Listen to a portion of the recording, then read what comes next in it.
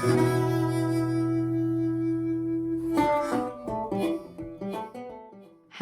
hello. Hi. Welcome, everyone, to the Mother Daze. I am one of your hosts, Sarah Wright Olsen. And I'm Teresa Palmer. How's it going? How's it going? We are so excited today, you guys. We're doing a solo episode because we've gotten so many amazing questions, DMs, messages to our email address asking about this topic, breastfeeding. So Which we know a lot about. We are going to talk a lot about boobies today. And my boobies today are feeling very floppy. They're very down south. As you can see, anyone watching, like, what is going on? I need a bra. I don't know. I mean, in this, and you have a bra. You just said I need a bra, and then you pulled that down, and I swear to God, not a bra. I thought, like, what is it? I can't see it really because it's a little pixelated. It's that amazing Bimby and Roy. It's more like a bather top. Yes. Which zero support. Very cute. Ever since I started breastfeeding, I've lived in basically training bras because it's just so much more comfortable than putting anything with structure or wires involved. Like, I buy training bras for teenagers online. But then they're just like floppy jalopies all day, every day. Yes, that's true. That's very true. I heard a rumor one time that French, and this is probably very not true, but for any French women out there, please tell me if this is true. I heard a rumor that French women sleep in bras and that keeps their, boobs from sagging down. Is that true? That's probably not true. Please tell us. That's amazing because I can't imagine being comfortable at all wearing a bra. It's the first thing that comes off. I know. Yeah.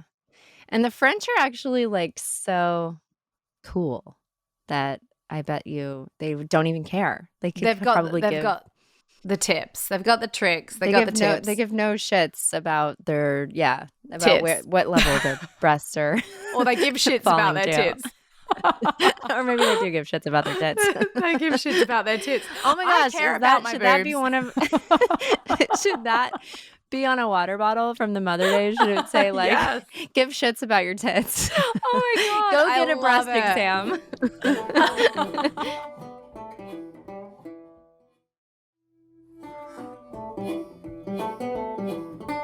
So, guys, we have listened to you asking us questions. So I'm just going to rapid fire a few questions here. This is from Cosette. Can you please do an episode where you discuss all things breastfeeding, getting pregnant while breastfeeding, being pregnant while breastfeeding, and tandem feeding? Thanks.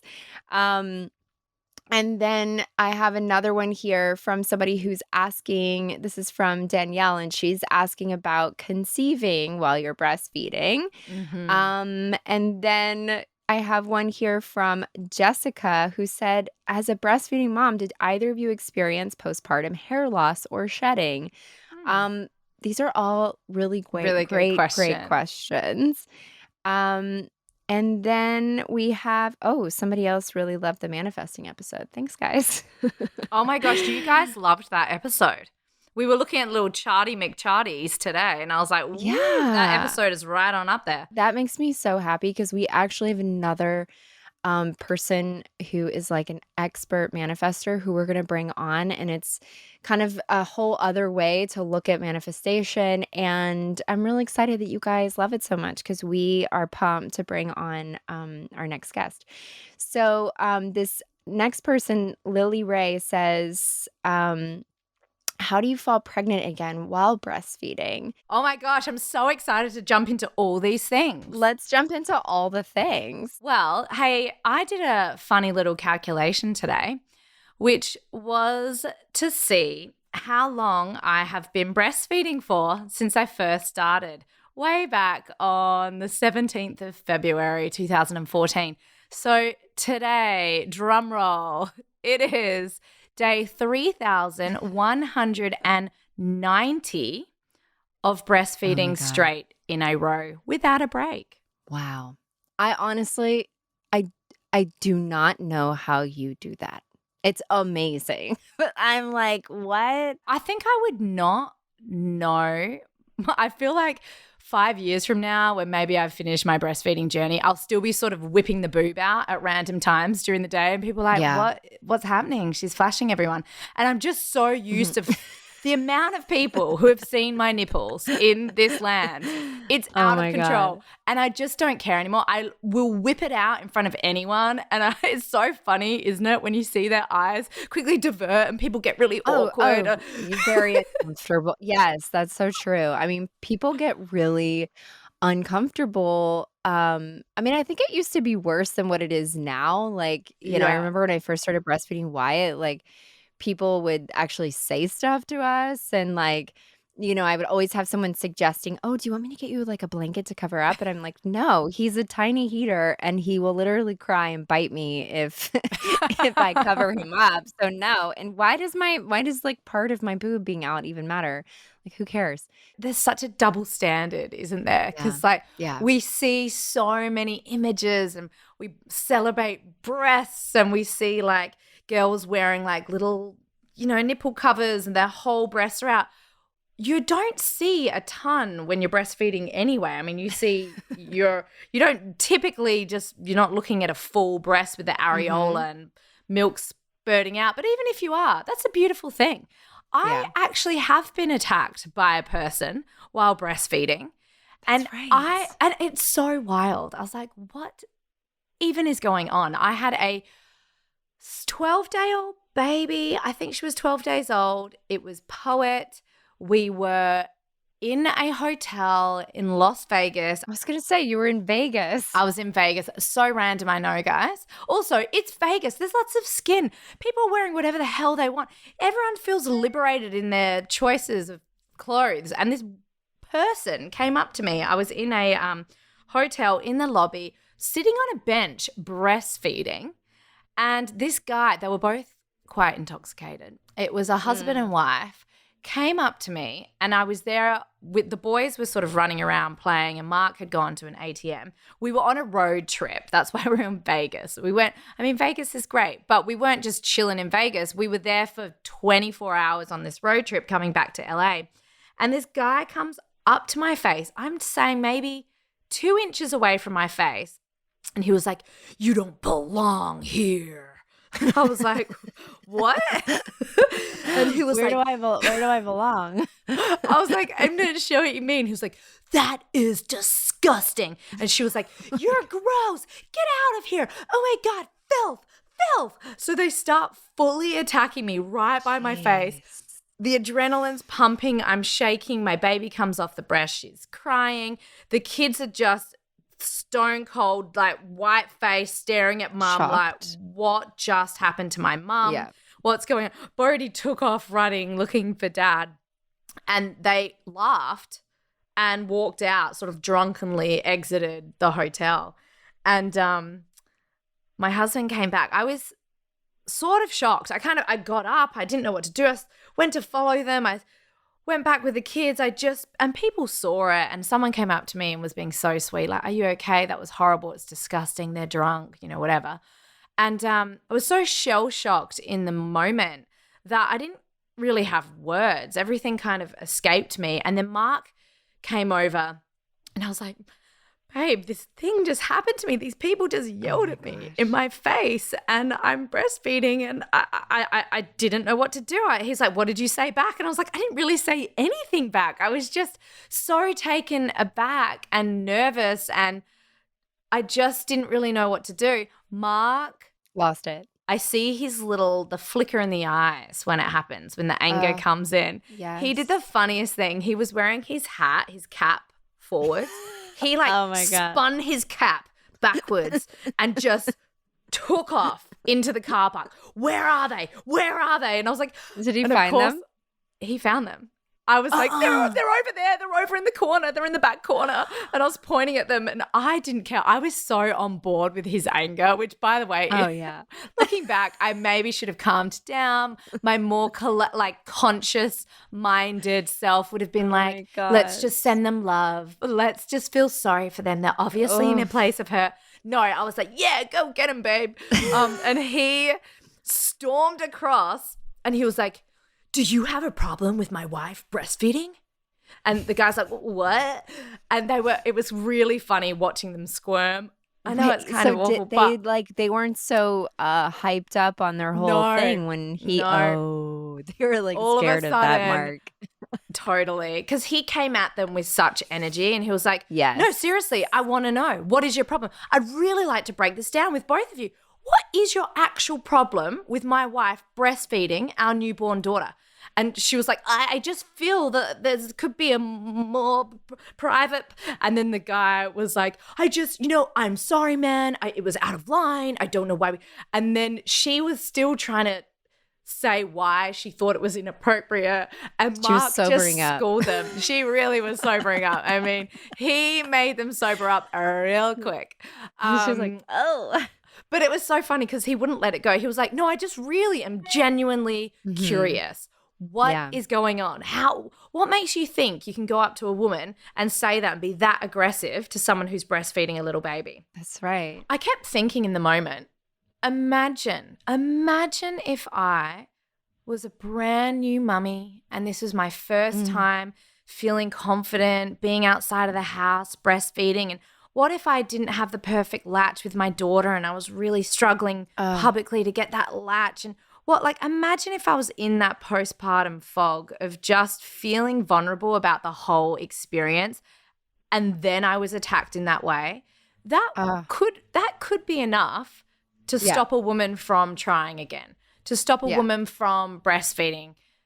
Maybe she says, "You know what, this is too hard. That felt too confronting. That was scary. I'm going to give up." And thank God this is my third baby and I'd been in the innings for a long, long, long time, that it didn't rattle me or affect my relationship with my baby. But how many other women could that have affected in a way where they would just give up or they would feel so uncomfortable breastfeeding in public? It made me feel really sad, but I hope that those people learn a lesson. I mean, who knows, maybe not.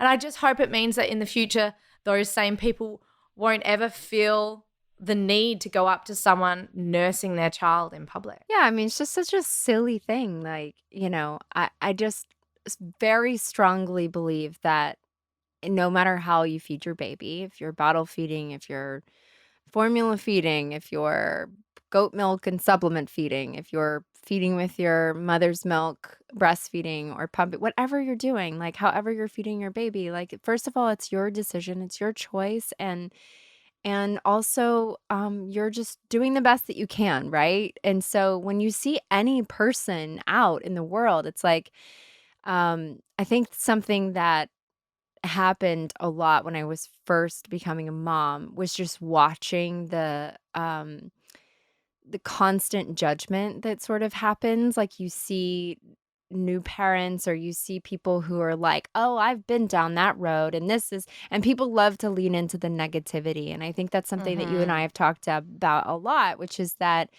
they love to tell you all the things that went wrong for them instead of like encouraging you with the positive and then also giving you like, "Hey, these are little tips or things to look out for." Yeah, like horror birth stories. Yeah, horror birth stories. Oh, like another one I heard is if you pat your baby down to sleep, you're creating bad habits. Or if you sleep with your baby, that's a bad habit. They'll never get out of the bed. Guess what? I've co-slept with all my babies and apart from the last one, they're all out of my bed. Yeah, exactly. And also when you see somebody out in the world, a mom trying to feed her baby, like that should just be a beautiful thing, no matter how she's doing it, right? It's like a mom or a dad, and support it. And so it is sad that people try to like, I don't know, what is it? It's project their views or project how they're feeling or their hurt or their lack or whatever it is onto someone else. I mean, those two were a couple of drunk idiots, but like, it's just, it does cause an effect on people. And you feel it as a parent. You're already like, especially as a new parent, you're already kind of judging yourself. You're like, am I doing okay? Like, what's, the baby's not really latching very well, or is my milk enough? And then that one thing, that Oh, one my nipples are sore and they're cracked. yes, that one thing can really, and you're sleep deprived too, by the way, but that one thing can really like set you off. So anyway, that's such a crazy story that that happened to you. Oh, so crazy. Um, so crazy. Yeah, that's bananas.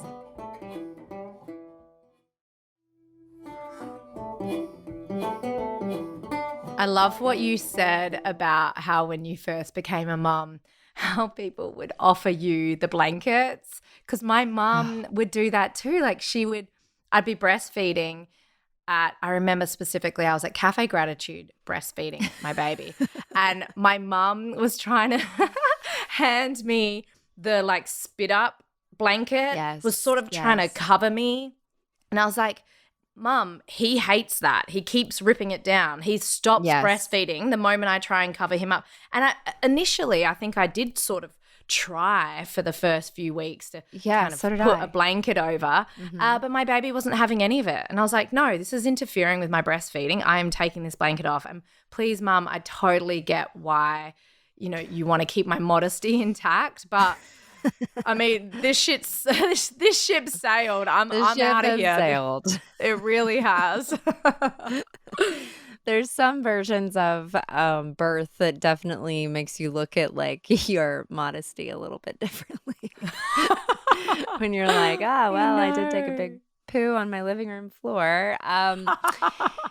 Yeah, I mean, you know what's interesting here is that Teresa and I have both breastfed our kids, and we both have really different stories and different stories of actually getting pregnant again after breastfeeding or while still breastfeeding or whatever that is. So, for me, I kind of discovered about myself that when I'm breastfeeding, I and maybe this isn't always true, but it has been true for all my babies after Wyatt. I could not get pregnant again until I stopped breastfeeding. Now, for some people, they can totally get pregnant again while breastfeeding. They can also continue to breastfeed throughout their pregnancy and then tandem breastfeed their babies. I'm not one of those people. So it either has to do with some sort of depletion that I was already experiencing. It has to do with I don't know, like my body or however it works. It needs to stop that one thing, reset, and then I could get pregnant again. So when I was trying to get pregnant with Esme, I was still nursing Wyatt. And I was taking supplements. I was doing everything that I could. And I was like, well, I'll just I wanted to keep breastfeeding and then maybe do tandem breastfeeding. He was close to 2 years old at this point. And then I was like, well, I guess I'll try weaning him and see if I can just get it down to like one nursing session a day. And so all those months I had been like trying to get pregnant. And then the month that I was like, okay, I have to cut this off, and I stopped breastfeeding Wyatt. And a month later, I got pregnant with Esme. And so I Mhm. was like, whoa, this is crazy. So I don't know what that was, but I sort of in my brain was like, well, that has to mean something, right? And then the same thing happened with Esme, is like right after I was done breastfeeding her, then I got pregnant again. I have two questions for you. So, were you actively having a period at this point? So, had your periods returned? So, you believed you were ovulating and able to get pregnant, or did you have no periods? So that's a great question. I have gotten my period at about 6 weeks postpartum every single time, except for What? when I think it was except for with winter. With winter, I had a little bit of a break. I think I had a few months before I got my period. But the other two, it was exactly like clockwork, 6 weeks postpartum. My bleeding was like finally done with pregnancy after having the baby, after birth. And then all of a sudden it was like bleeding again. I was like, oh my gosh, am I doing too much? Like, why am I bleeding again? And then I was like, wow, that was like exactly 7 days. And of course, like Oh, clockwork, 28 days later. And so my body's actually set up to get pregnant immediately. It's just that for some reason I can't support yes. a pregnancy. Because even with when I got pregnant after having after being done with breastfeeding Esme, I got pregnant and I had just like gotten a colonoscopy and I was going through all of this weird this was like right around the time that I had been trying to get pregnant. I got a colonoscopy because I wanted to make sure like everything was good. And anyway, simultaneously is like having this colonoscopy, going through all this super dehydration. Then I had these like dizzy spells and stuff like that afterwards for like 2 weeks. I found out I was pregnant. And I was like, whoa, okay, so I'm pregnant. So I didn't realize it. And I'd only just stopped breastfeeding Esme. And then it actually turned out that I had a pregnancy loss. And so Yeah. I feel like what happened is my body just wasn't able to support a baby at that time. Like it was just depleted from the So colonoscopy. depleted. Like I had just finished breastfeeding Esme. It was like, boom, like within a week, I'm pregnant. And then my body was like, no, we're not ready. And then after my pregnancy loss, I did all this work to sort of help build and rebuild my system and nourish my body. And then a month later, I was so blessed to be pregnant again with Winter. But yeah, so That's unbelievable. So obviously your body is like, you know what? I need to be at my peak of health. I can't be depleted. And then when you're there, you can get pregnant. That is so interesting. So I am very different to that in that I don't get my periods back for so long. I still now, 14 months postpartum, 0 period. In fact, I have taken pregnancy tests for the last few months. I am not trying to get pregnant. In an ideal world, I would not be pregnant for a number of years.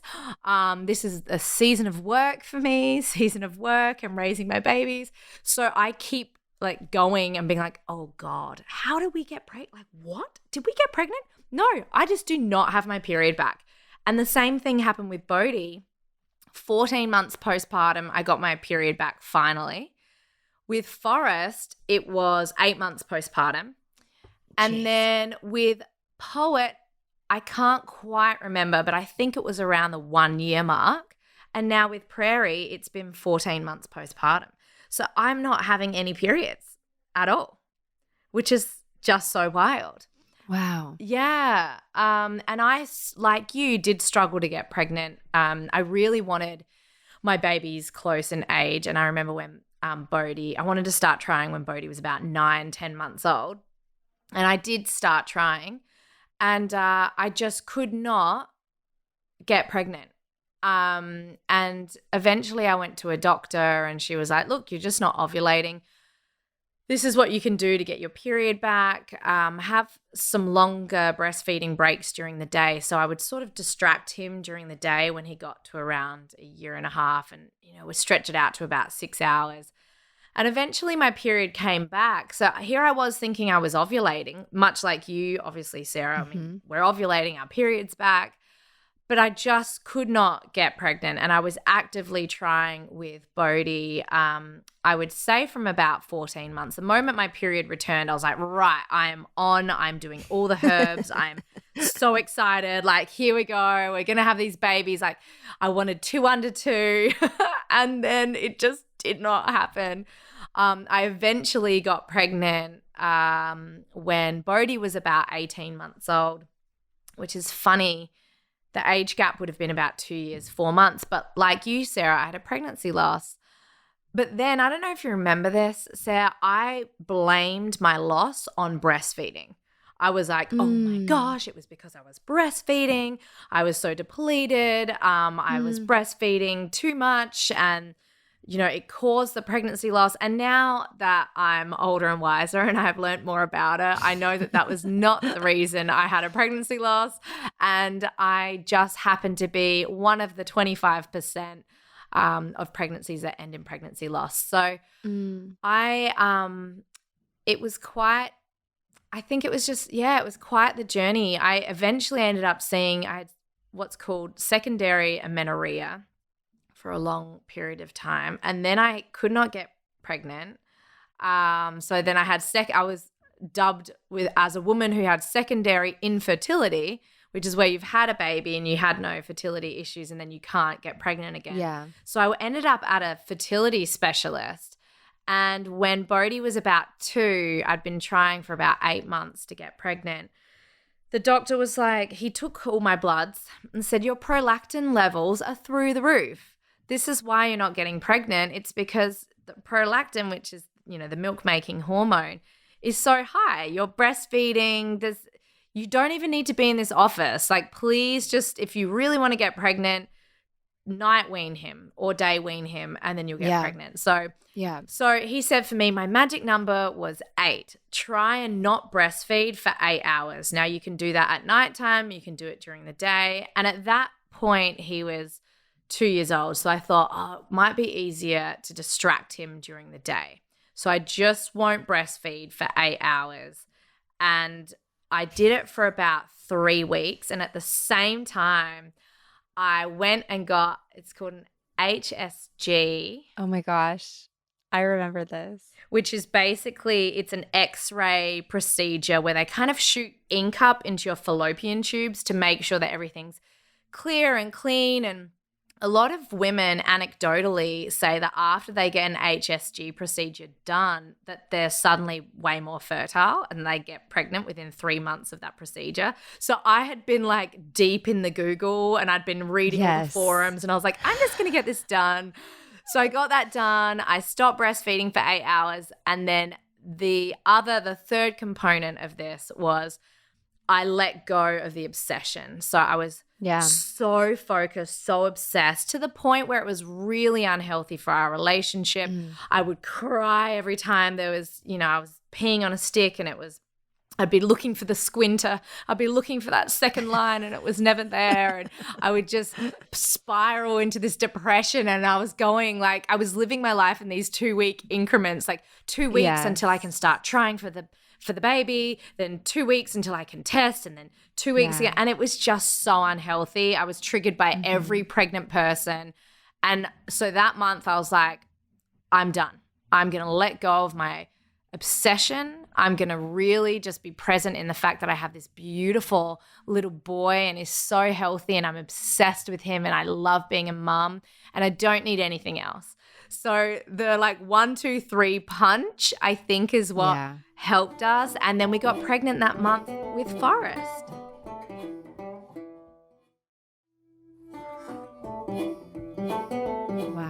Wow. And that is such a beautiful story to share because I do think that it's just so different for everyone. Like every single person who's trying to get pregnant or who's breastfeeding or whatever it is, it's just different. And so you can try a few different things, but there's a mental aspect to it where we really put ourselves into these places of and we all, or at least me and you, we do it. Our friends have done it. We have put ourselves into this. Okay, I'm ovulating. I'm peeing on this thing that's telling me I'm ovulating. Now I'm going to drink this Chinese tea and I'm going to go get acupuncture and I'm going to try this. I'm going to try that. I'm supposed to put my legs in the air. How many times did we put our legs in the air when we were first trying to get pregnant? It was oh my round God, one, 20 minutes, put the pillow. Yeah. Mark's carrying you upside down, down the stairs afterwards, trying to put you in bed.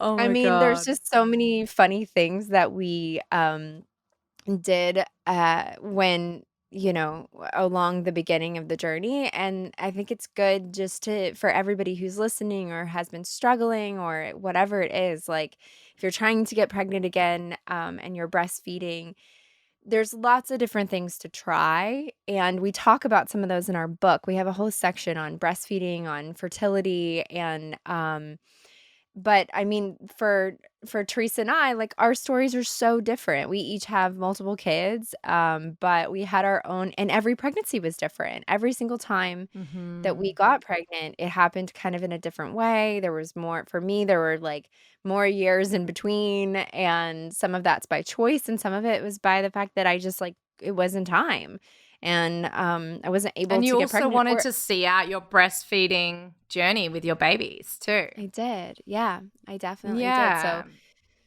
there's more, spacing with that, and so can you talk a little bit about your tandem breastfeeding journey and just how that is? Because Mhm.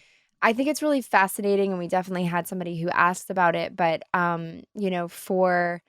for me, like, that I was so depleted, especially with my second baby, breastfeeding her, she was always wanting to breastfeed. She was breastfeeding on demand. She ate a lot of food too. I mean, it was like, but she just couldn't get enough and loved her time on the boob and having milkies and then also at nighttime. And Mhm. I definitely struggled sometimes with just feeling like I just needed my body back, like Mhm. not my body shape or anything, but I just needed to like feel like, okay, this is my It was section. yours Like I don't again. need someone, yeah, I don't need someone like pulling at me in the middle of the night constantly or during the day. And it just felt just a little aggressive. And so I when I say that, like, wow, it's amazing to me that you're able to do this for so long, like I really appreciate the break in between. So I'm curious, tell us about your tandem breastfeeding journey. Yeah, there's actually a video which I will post when this comes out where Mark's, or maybe I did post it for the birth episode, but Mark comes around and films the very first time Yes, that I tandem that's breastfeeding. right. And Oh, he's like, this is your dream. Here it is right here, your dream.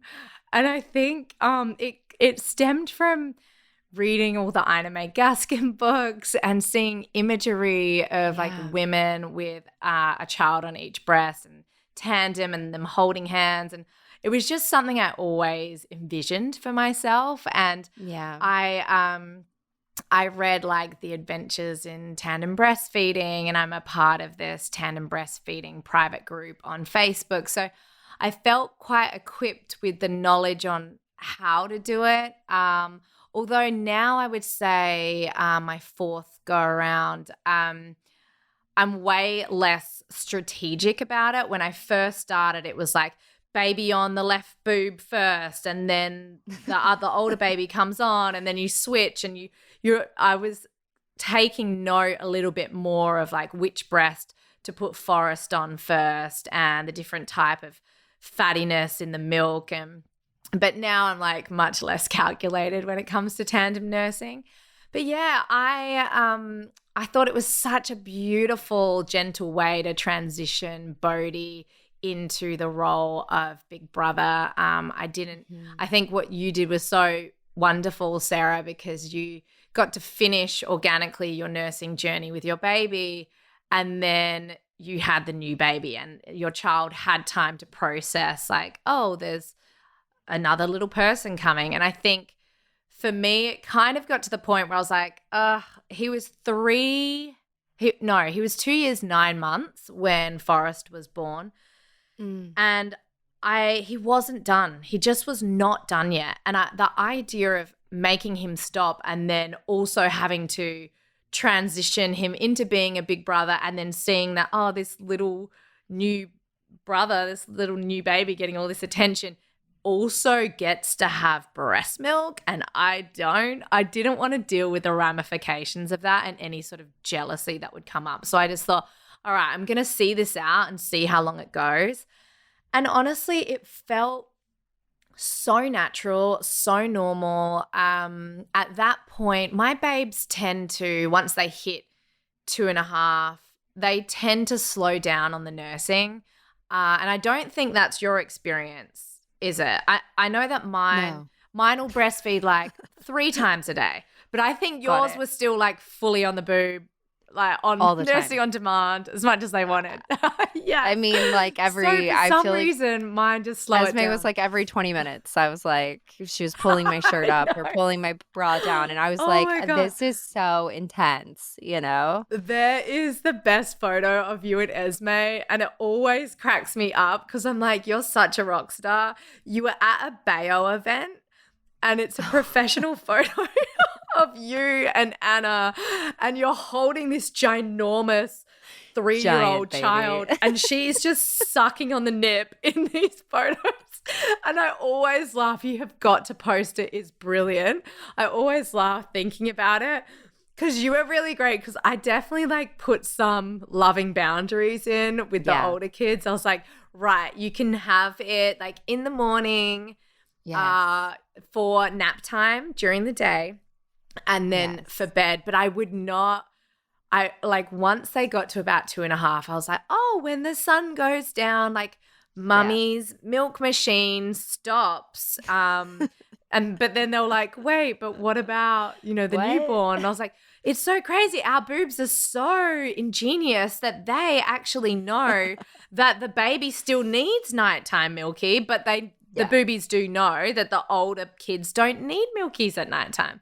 So I think it wasn't so hard, the tandem nursing journey, because I was probably only nursing the older ones 3 times a day. I think that's a really good thing to point out is that you put boundaries in place. So for anyone who's like wanting to tandem breastfeed and you're worried about like what this is going to be like, and the sort of depletion that comes from it or the just feeling like you're being pulled in 2 different directions or whatever that is such a great tip is that you had some boundaries. You had language that you used with the older kid and you discussed like what the newborn baby needs and how they can be a helper and show the baby how to nurse and like all of that wonderful stuff, which just helps them to be a part of it and empowers them in that beautiful way. Yeah, and it's really helpful if you ever get mastitis in the first few weeks of having the new baby, like having that older one there. Do you remember that? Like it is so, it's like, oh my gosh, this is so helpful because they can help clear it way faster. Yes. I remember hearing you say that because I was like, oh, I could really use that because in the first few weeks of breastfeeding, Esme, I think I got, I was really engorged and then I ended up getting the beginning of like what would have been mastitis, but it was just clogged ducts. But I, had learned from my midwife how to really deeply, painfully, but deeply massage the boobs in a very hot shower. And so from the moment my milk comes in, every single shower that I take, and I try to take them often, is I would be standing in there just like doing deep massage from like the outer rim of the boob all the way to the nipple and just really working through those kind of harder spots on the boob so that the clogged ducts are being moved through and you're kind of getting some of that milk out. And then when you're breastfeeding your baby, as they're suckling, you can kind of like press on those areas as well and keep massaging that down so that they can sort of pull that through, which is great and very helpful. So I was like, yeah, it'd be nice if I could pop Wyatt back on. Although I don't think he would have ever stopped nursing if I would have popped him back on. It is funny though. I think they really forget very quickly how to nurse because I do remember Forrest. So each of them nursed for a certain amount of time. Like Bodhi, I think, took his last nurse when he was 3. It was just after his 3rd birthday and he thought he was done. And I was like, great. And then he never went back on. Forrest was nursing with Poet Tandem and he was closer. He was over 3.5 when he was finished. But then I remember he stopped for a few months and then was like, hang on, I'm not sure I'm ready. And so he went back on right before bed just to try and he couldn't do it. It had gone. He forgot. He forgot how to nurse.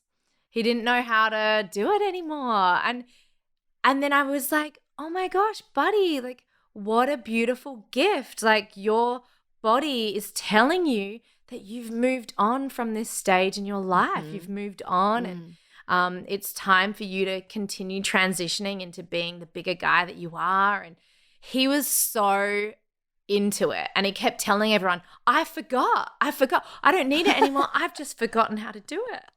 And I was like, yeah, great. It was like a really lovely way. Yeah, that is such a beautiful thing. And I have to say that even to this day, my daughter's 6, and even to this day when she sees Winter Nurse, she's like, oh, I really miss that. I wish I was a baby and could do that again. And I was like, it's so funny because I breastfed her until she was 3, Esme, and she misses it, still thinks about it, like talks to me about it on multiple occasions. I'm always like, oh, I love breastfeeding you too. It's like so fun. But we can snuggle and cuddle, and it doesn't have to, we can still be close to each other, and I can give you heart hugs and like, all of these beautiful ways to just remind her that it doesn't have to be that, but it can be us cuddling and being together and having that connection. Yeah. She's such a kid that needs that close touch and connection. Well, since another one of our listeners asked about depletion and breastfeeding and hair loss and stuff like that. So do you remember babies. I was going to say, yes. So Look experiencing at all that. things like that. Yep. That I totally have gotten that too. And it does I'm come showing back. a bald patch, guys. I'm showing a bald patch. Like at the front of my hair as well, in the worst spot. Yes. It's so, here we go. I'm showing everyone. You need to watch this part, guys, because you can see. Do you have any of this? Yeah, this is all, there's just nothing here. It just went and it never came back. Well, obviously I haven't stopped breastfeeding, so we'll see what happens. When you're pregnant, you're taking prenatal vitamins, and your hair is growing and your nails are growing. But then after you have your baby, a lot of times your hair you lose some hair, and then your nails get a little brittle again and all of those things. Or you bite them like me. Or you bite them like us. Part of that depletion is just the fact that it's really hard to keep up with your nourishment. And one thing that you can do for yourself, or you can ask your family to do for you, is to really set in place, like fill your freezer with soups or whatever it is for after the baby's born, is like setting yourself up to really stay up on those nutrients, getting, your 3 meals a day, having snacks in between, making sure that you have a full water bottle so that you can keep drinking water, and that you're able to, so you're not running around just like grabbing snacks and throwing them in your mouth, which by the way, we all do. There's nothing wrong with that. But if there's a way for you to actually eat good meals and drink soups and all of those things, then I do think that it helps and sets you up for just like a little bit more of a better road of like, when you're sleep deprived, when you're breastfeeding, when those days that are just a little bit more challenging with fussy babies or colicky babies, at least your body is nourished. And then also, sometimes we forget to take our prenatal vitamins after we have the baby. And if prenatals are something that you believe in, then keep taking them, because it will help a lot after the fact. Absolutely. Yeah. Do you have any tips for that, Teresa? Oof, maternal depletion is real. Don't do what I did, basically, which is, I think when you have your first baby, you can really, really do this, which is wonderful. The first 40 days, that book about lying in with your baby, staying in bed, being nourished and nurtured by your community with healthy foods and vitamins and yummy fresh made juices and smoothies. Doesn't typically happen here in America. Yeah. Well, so didn't really happen with me. First time it did, I will say. I had so many people sending me stuff. It was amazing. Second, third, fourth baby, I was just up and at 'em, like within a day or two, like strap the baby on, off to do school pickups and drop-offs, and this one's got this excursion, and this one's got to have this outfit made for book week, and then we're traveling, we're getting on a plane when the baby's 10 days old. Like it is so insane. My life is so insane when I look at it. I'm like, what is even going on? Chaotic. So I would say I am not the poster child for someone who thoroughly nourishes themselves after they've given birth. I heavily rely. I am terrible at taking vitamins. Like my husband is the one that will lay out my vitamins and be like, you need to take these. Here, I brought you a green juice. Here, I made you this smoothie. Like we have this company, Lovewell, which is amazing. It's organic nutritional supplements. He will make me the smoothies because I'll be like, oh gosh, I'm so busy. I've got to run around. I got to pick up the kids. I got to do the thing. And he was like, why do you nourish and nurture your children so much? Make sure that they're eating healthy meals, but you don't do that for yourself. I was like, I don't know, ask every other mother in the world that same question. Because, and we say this in the book, you cannot pour from an empty cup. You just can't. So you have to somehow find out a way to make yourself and your health a priority. Mm-hmm. That's so true. And, even at the very beginning of your breastfeeding journey, like, you're pregnant. If any of you moms are out there right now and you're wanting to get pregnant or you are pregnant and you're wondering like, how's it going to be for me? And am I going to be able to breastfeed? And, one of my biggest pieces of advice is just to really set yourself up in the best way possible by, reading about breastfeeding, and you talk to other mothers about it. And, we talk about it in our book, but I actually took a breastfeeding class, which it was at this like community store in our town. And there was a lactation consultant that taught a breastfeeding class. And it was to moms and to dads. And she talked about how your partner can be a helper. They can bring you teas and they can set the pillows up, nicely underneath your arm. Keep you hydrated, like bringing you a snack, and just gave you some like key points to say, these are things you should always keep a bar in your car, like whatever it is. Like you want to just make sure you stay up on your own health because exactly like Teresa said, you just can't pour from an empty cup. And then also breastfeeding classes can also just give you those tips, those really wonderful tips about latches and reading breastfeeding books, which we, always talk about different books that we've read that we love. Yes, one of our favorites is The Womanly Art of Breastfeeding by Lalisha League. We talk about that a lot in our book. And you're right, Sarah, like information and support is key because it's such a natural and beautiful thing. But if we don't have a group of people around us encouraging us and supporting us, and I had a nurse, the very first time I ever breastfed, I had this beautiful nurse sit with me, and she was watching me I was squeezing my nipple and trying to sort of shove it in the baby's mouth. She was like, no, that's not how we do it. Like, let me sit with you and she asked for my consent first. She's like, can I grab your nipple? Can I help you? And I was like, please, I really need to know what I'm doing. I read all the books. I feel like I know what a good latch is meant to feel like, but I just haven't quite got it yet. And she squeezed my nipple like a flat pancake, grabbed the back of my tiny little baby's neck and like shoved my baby on my boob so fast and hard that he just was like, he took this big open like mouth gasp and the nipple went straight into the back of his throat.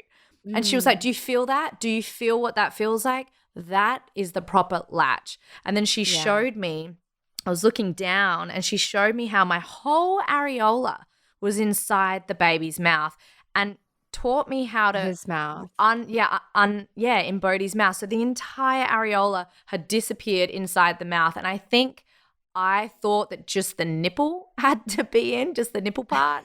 And she was like, no, they can't. And that's why you get cracked nipples often, because the latch just isn't deep enough. So then she also showed me how to uncurl the baby's lips around the areola so that it just is much more comfortable for your breast and the baby's able to get that real sucking, hard sucking motion. That's right. And that was just this beautiful nurse who I had around me. So feel free to, if you're in a hospital or if you're with your midwife or with your friends who've done it before, say like, hey, can you take a look at what's happening here? And a lactation consultant is always the very best at this. What is going on with this latch? Why does it feel pinchy? Why does it feel like my nipples are about to explode? Like, what's going on? And usually it's some small adjustments. And then your body, like riding a bike, your body gets used to the sensation and the feeling so that you know exactly how to latch that baby every time. Yeah. I mean, because it really shouldn't feel pinchy at all. And the uncurling of the lips was something I learned with Wyatt as well. And he had a little bit more of a pinch where you could kind of see it on the side of his cheek. And so I would actually take him off the latch and then try it again and really try to get that good latch in there so that I didn't have a cracked nipple. But I only learned that because I had gone to a class, because I had seen other women breastfeeding. I think it's also like there's this whole thing where it's it's taboo to breastfeed in public. But then like that's the whole thing about being part of a community. And when you see somebody breastfeeding, then you're like, oh, okay, so that's how you do it, or that's what it looks like. I remember I was like one of the first people in my friend group that had a baby, but I had like kind of people outside of my friend group where I'd be like, okay, I just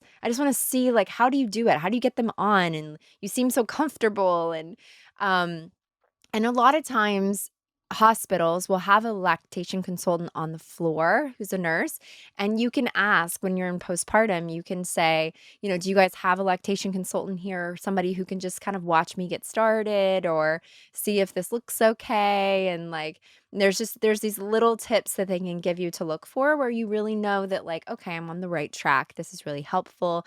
And if you're struggling, reach out to the La Leche group. Reach out to the nurses in the hospital, reach out to somebody in your community. There's breastfeeding groups online, DM us, like whatever it is, but you do not have to do this alone. This is not something that has to be challenging that you do in the middle of the night where you're like, I don't know what to do. This is too painful. This is really hard. Like there are no answers, but there's definitely people around that can help you.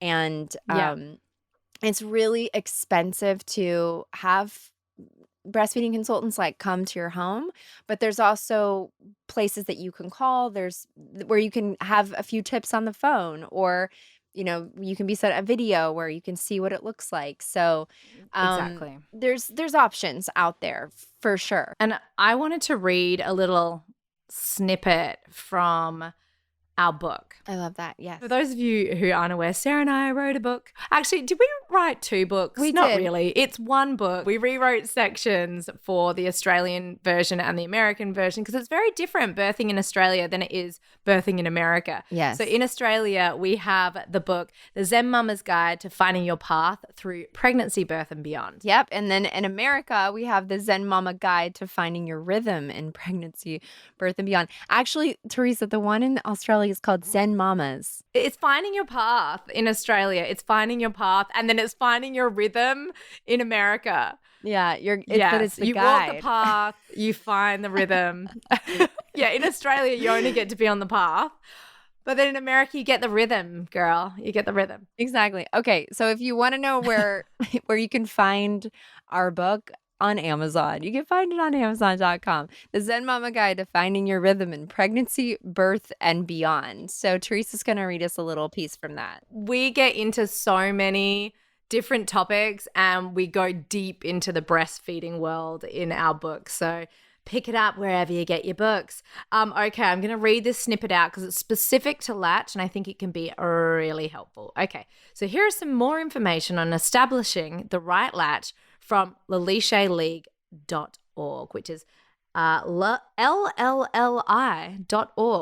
Okay.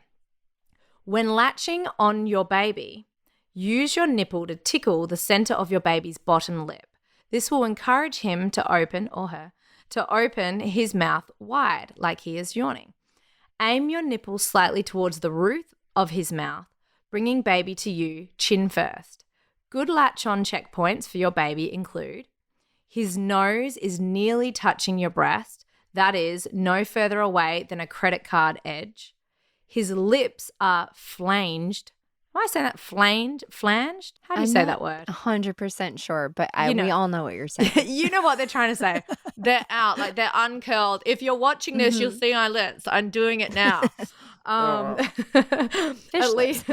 least half an inch. Fish lips. Fish lips, exactly. At least half an inch of your breast around the base of your nipple is in his mouth. If the latch is uncomfortable or painful, gently place your finger in the baby's mouth between his gums to detach him and try again. A baby who is offered the breast will suck without swallowing as he positions the nipple in his mouth and tells your breast he is ready for the milk to let down. When he begins to receive milk, you will see his jaw working all the way back to his ear. His temples will wiggle. You will also hear him swallowing, quickly at first, then more slowly as his appetite is satisfied. So cute. I was picturing that as I was reading it. It's so cute. And also exactly that. So I remember when I was in that breastfeeding class that she was saying, like, you're going to hear this sound. It's going to be like there's this sound, this like this open throat sound where they're like getting the milk and they're like taking it down. And that was such a clue in that everything was working properly. And I was like, I was looking for all the little things, to make sure that it worked out okay. My mom, sorry, I got distracted because my mom, can you come around? I have to breastfeed Winter. My mom's helping me with Winter, but I have to breastfeed her while we're finishing up this episode. Sorry. Good. Let's breastfeed Winter.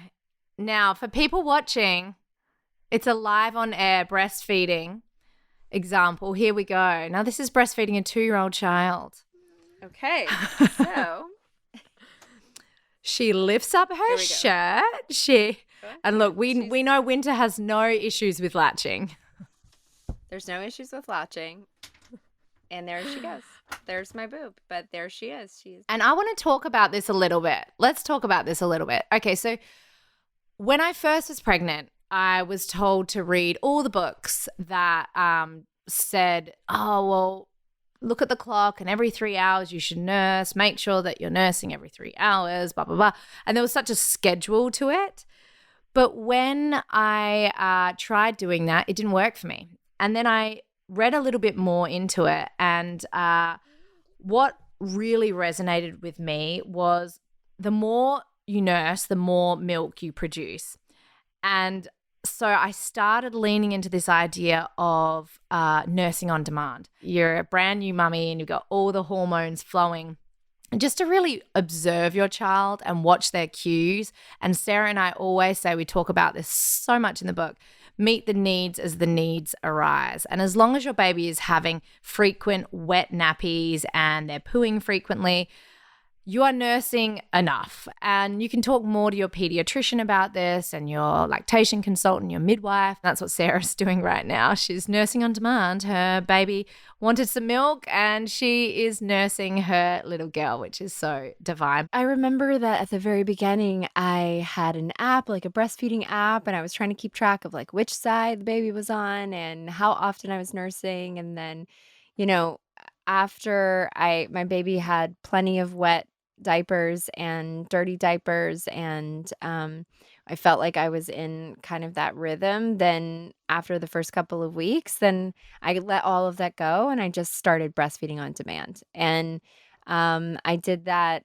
I definitely didn't use an app with Esme or with Winter, just kind of breastfed as the baby needed it. And I think it just really depends on, I think this with everything in pregnancy and with being a parent.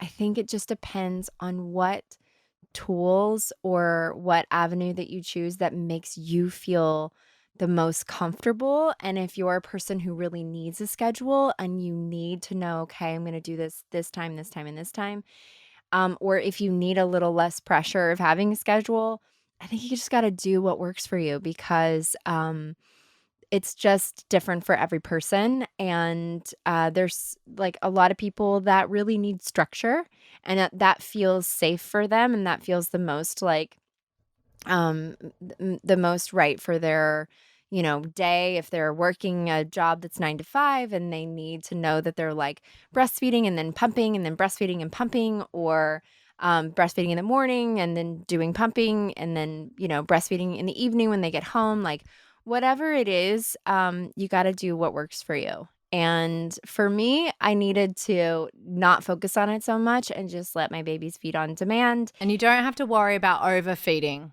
either, is what we say in the book. Like, you don't have to worry about overfeeding.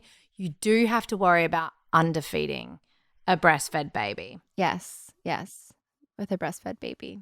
That's true. It's about how many wet diapers they're having, or nappies, as we would say down under. But you're right. Like, it does depend on your way and what you've got going on. I have a girlfriend, one of my best friends was like, you need to read How to Have a Baby. I can't remember the name of the book, but it was basically a book where it was like, have your baby sleep 12 hours by 12 weeks. And I was like, oh my God, that sounds amazing. Like, woo. Started reading it, but it was very scheduled. Everything was scheduled to a T. Yeah. And she was my friend that was like, I get your whole like, just nurse whenever and put the baby to sleep whenever, and the baby sleeps in the car seat and the baby sleeps in the pram and it's just on the go, and it's this attachment theory. She was like, I get that. It does not work for me. She was like, I need to have my baby sleeping through the night. She's like, I cannot function as a human being unless I can get a little bit of my life back and be much more scheduled, and I know exactly what it is that I'm doing. And she was running a business at the time, and I was like, that is so cool. But she was my girlfriend who we'd have to meet at specific times during the day. Like, we could only meet from 11 till 12. And then she would look at the time and be like, oh my God, I've got to go. I got to get the baby down, which is amazing. But it worked for her. Yeah, exactly. And so one of the ways that you can tell if your baby is getting enough breast milk is obviously their baby poos and wees. So I just want to read this out from our book. Sarah and I wrote this. A rule of thumb pre-milk coming in is that baby should have 1 wet nappy or diaper on the first day of life, 2 wet nappies on the second day of life, 3 wet nappies on the third day of life, and so on until your milk is in. Post milk being in, your baby should have at least 5 wet nappies daily. Poopies follow the same pre-milk ratio. Once mama's milk is in, poop should increase to a minimum of 3 bowel movements a day. And of course, you'll notice that those baby poos are a different color when the milk comes in. Yeah. It goes from that black, sticky tar poo to like that sort of sweet smelling, yellowy mustard color, which is so funny. I saw a lot of that this morning. I'm actually staying at my stepson's mum's house, Frankie, and her husband, Zach, and they have, much like Sarah's dog who enjoys poo-poo nappies, that happened when I was staying with Sarah. Sarah's dog found my daughter's pooey nappy in the bin and decided to demolish it, like eat every little particle of this nappy, and it was spread all over the floor. It was so foul. Same thing happened today. Gross. I'm like downstairs. I'm like, what's that smell?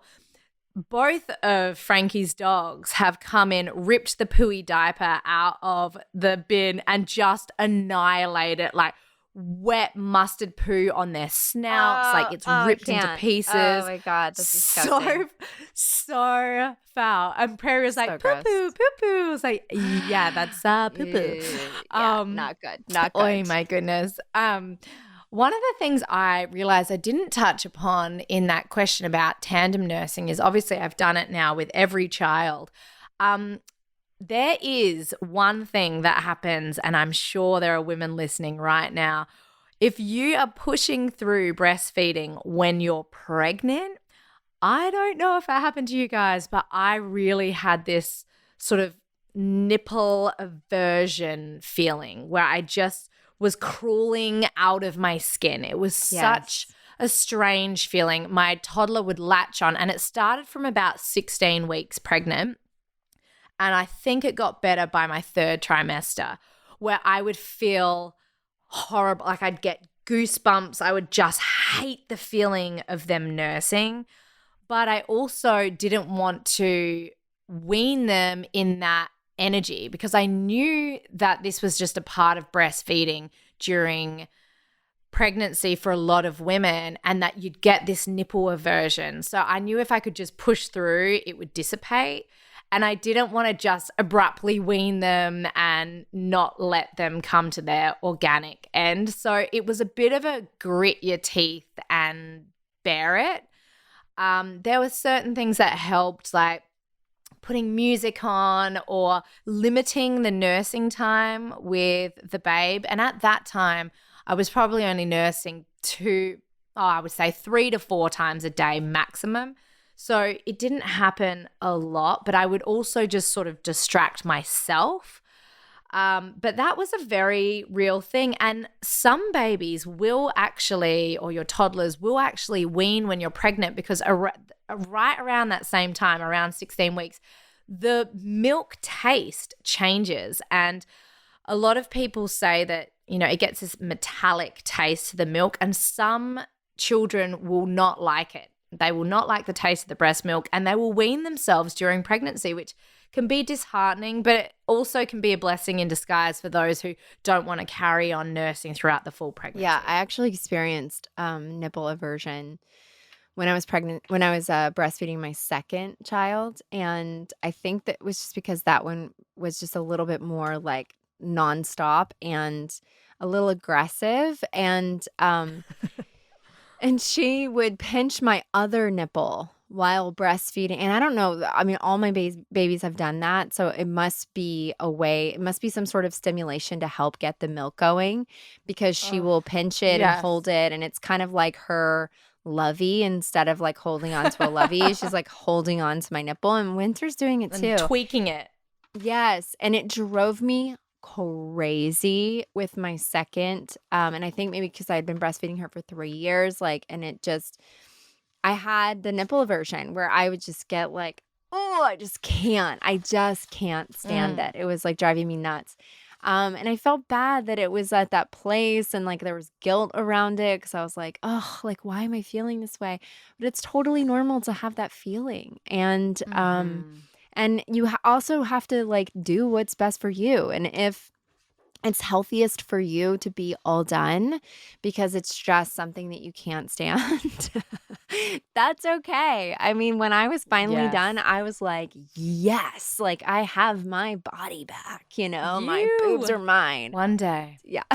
It felt so great to have that time in my pregnancy to just not have the pulling on my boobs or the pinching of my nipples and all of that stuff. I was just pinching of the nipple, the tweaking, the like, Bodhi was such a tweaker. And then I did not let the second and third kids do. I was like, nope, absolutely not. Like, we are not doing that. You can play with my necklace. So then they would fiddle with my neck. This necklace in particular has got lots of dangly things on it. So they would fiddle with that.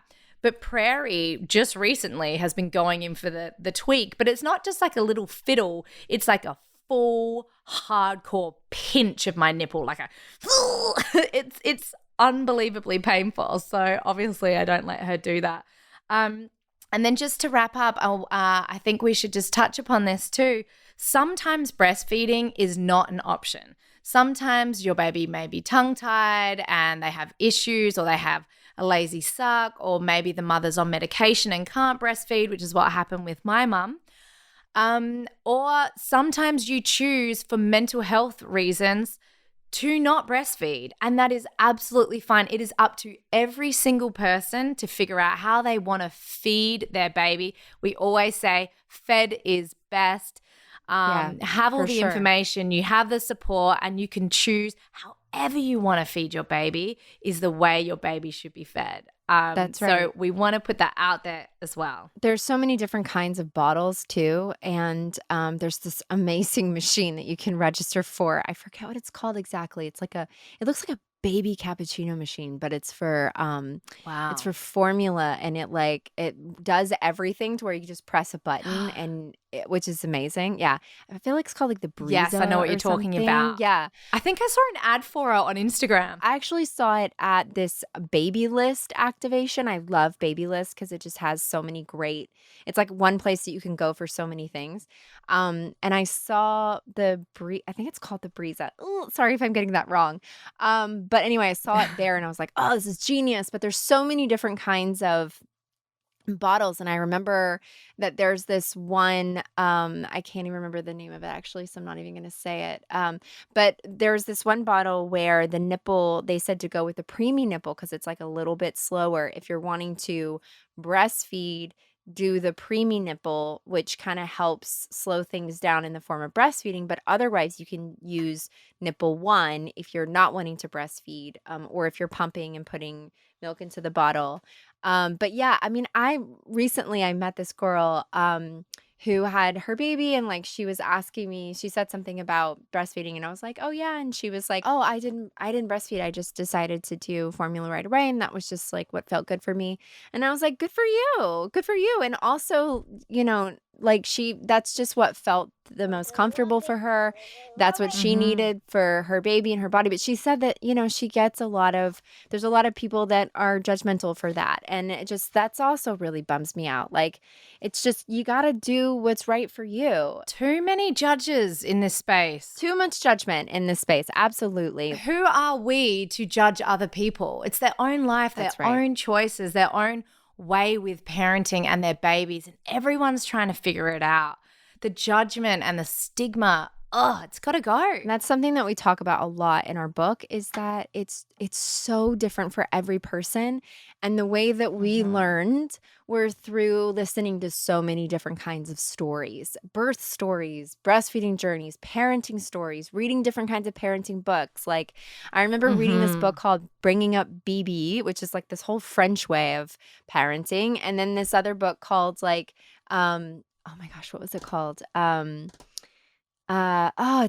talk about it in our book. I just forgot the name of it. Anyway, so I remember reading this book called Bringing Up Baby, and then reading other parenting books and being like, wow, those are totally different ways to parent. But also, it's fascinating to read what works for some people and kind of take what you're like, okay, this feels aligned with how I want to parent, and this feels aligned 100%. with what feels like my instincts. And so I'm going to try that out, I love that. Treating it like a smorgasbord, like a little from here, a little from there. Right. Instead of the judgment, we're just like, taking in information and being like, okay, that works for that person. Great. This works for me. This is what feels good. Yes. And everyone will find their flow.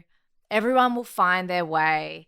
And if you're feeling low or just like out of sorts, always reach out. Like, one of the best tools that I had was exactly what Sarah said. I went to a breastfeeding support class after the baby was born, and it was donation only. So you can find them in your local city.